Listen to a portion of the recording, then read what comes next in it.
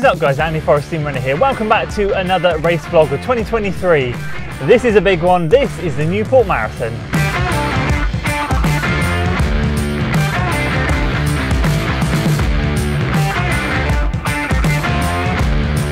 So here we go, all parked up in Newport, ready to rock and roll. So there's no need for me to go to bag drop today. I've got my bib and everything. So all I've got to do really is get ready, and I've got just over an hour. So that's good. I can just kind of relax and get ready for this one. So let me talk about tactics for today. A lot of people have asked all the way through, and it's going to be the same as what I did at the Fission 20 miler, which was start at 6:30 first mile, run a 6:20, probably a 6:10 then on the third mile, and then lock into marathon pace, which is in and around that 5:55 to 6:05 pace. But I'm not holding myself to that. Today is a stepping stone for an autumn marathon.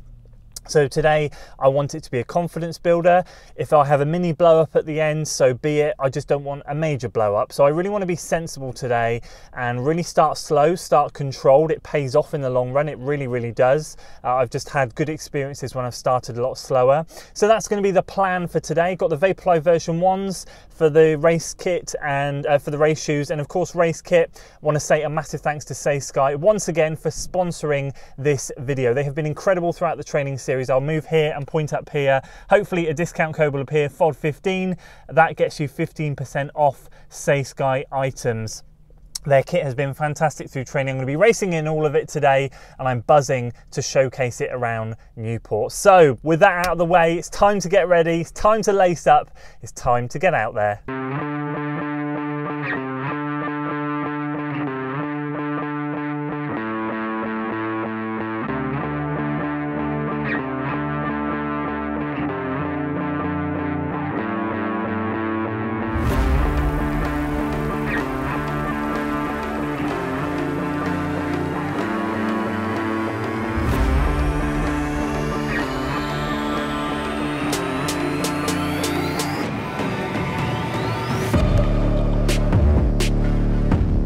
Straight into the action, getting to the start line now, 10 minutes to go. Let's do this. 4, 3, 2, 1.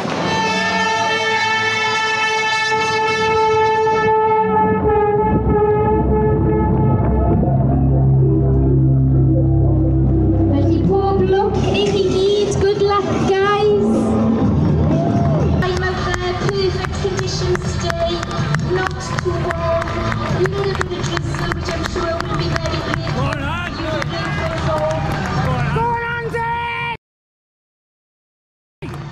So let's go in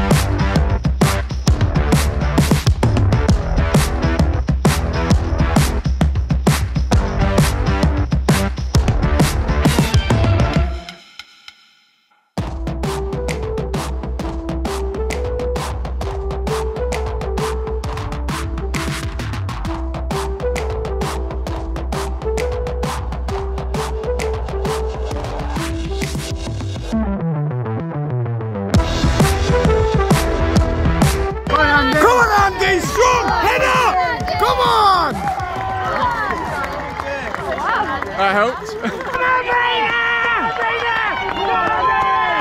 Go on, boy!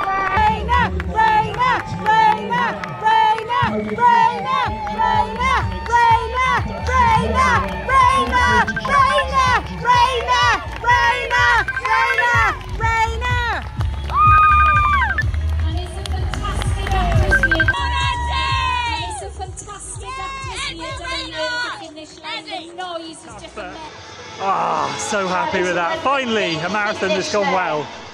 So there we go, back home now, had a couple of hours to process everything. My mind is blown. It was just one of those races. Honestly, 10th marathon. It's taken 10 marathons to run a decent marathon. The last couple of miles were a little bit kind of off, but basically it went as well as I could have hoped, and I've never experienced a marathon like that. I've never felt so good after a marathon. I've never been able to put in a sprint finish at the end of a marathon. It's just wonderful. Before I dive into the ins and outs of this, I am going to do a separate proper blow by blow video, which will follow this one, but for now I'm just going to give you a very quick recap, and a massive thanks once again to all of you out there today that I said hello to. It was great to see so many of you, for all of you that raced today, and just all of you supporting the channel and watching and following this journey. It's been so nice to cap this marathon block off with a decent flipping performance. So yeah, really happy. 2:40 and 44 seconds. So got my Berlin fast time, got my London good for age time. It's exactly what I wanted. Now got options for next year. Buzzing, absolutely buzzing.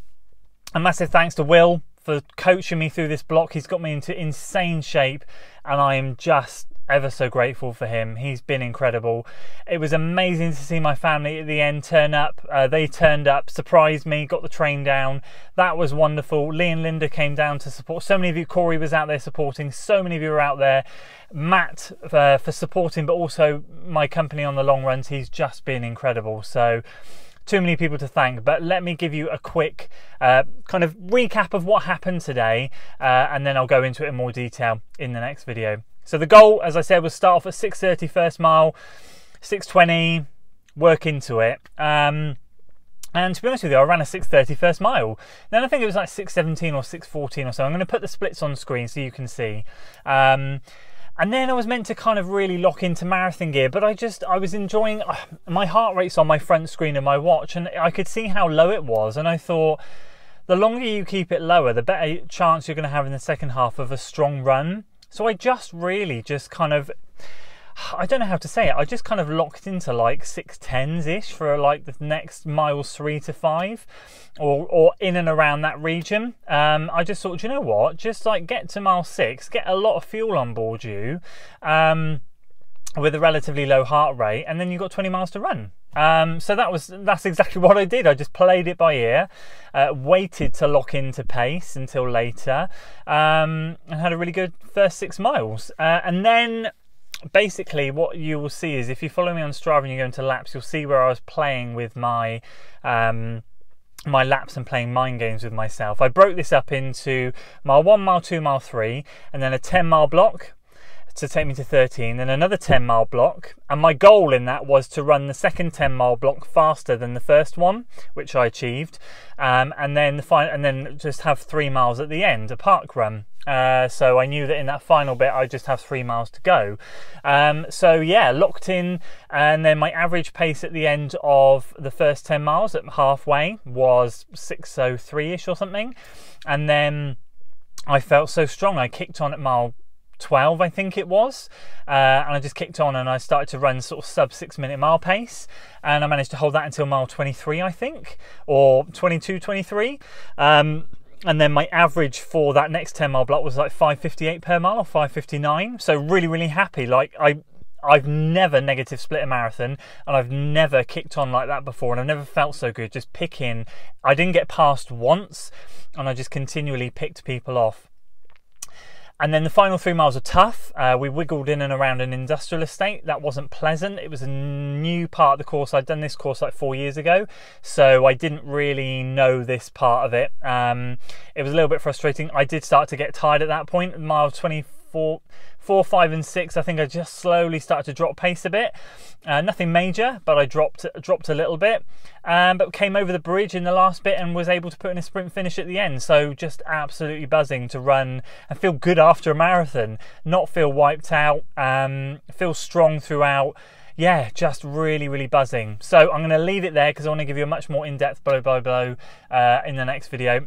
Extending a massive thanks to each and every one of you guys. Thank you so much for your support. I'm so grateful to be able to cap this block off with a decent performance. And put Will's training to good use. We've PB'd at every distance now that we've run this year in this block, and I'm glad I've been able to do Will's training justice. I'm very grateful for that, because I kind of felt like in the first block I did with him back in December, I wasn't quite able to do that. So yeah, just absolutely buzzing. So that's it from me today, guys. I hope you enjoyed the video. Can't wait to share a bit more information on the next one, a little bit more detail on fueling and all of that sort of stuff, go into detail on how that worked out today, and share a bit more info on the race. That's it from me today, guys. If you enjoyed the video, please do consider giving it a like, share it with your friends, subscribe to the channel for weekly running content, and I'll see you on the next one. Until then.